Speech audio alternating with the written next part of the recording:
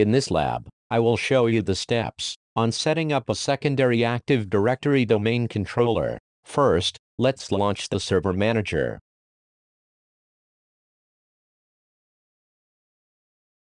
And let us join the designated server to the existing domain, in our case westnavigator.lab. Now let's key in the domain administrator username and password.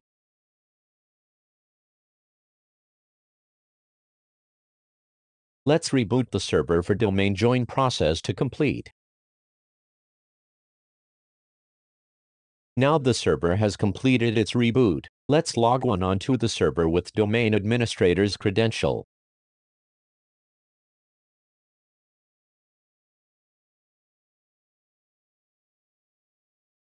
Let's go to our Server Manager and select Add Roles and Features.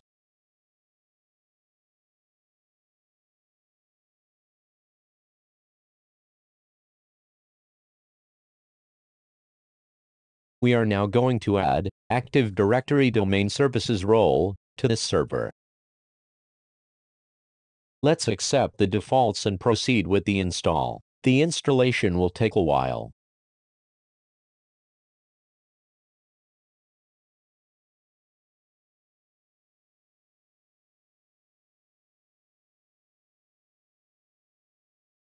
The post-deployment configuration option will appear once the installation completes. We will then click on the Promotes the server to a domain controller option. Remember to choose Add a domain controller to an existing domain option, and key in westnavigator.lab in the domain box.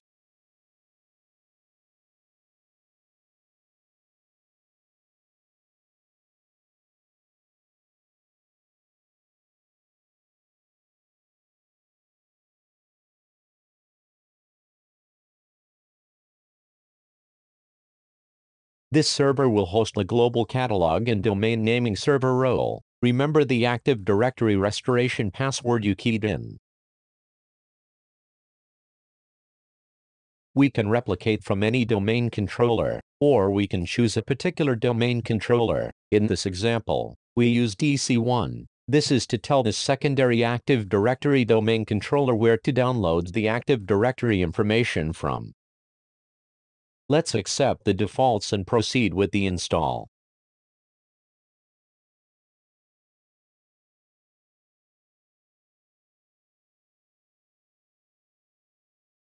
The installation process will take some time. The server will reboot upon successful installation.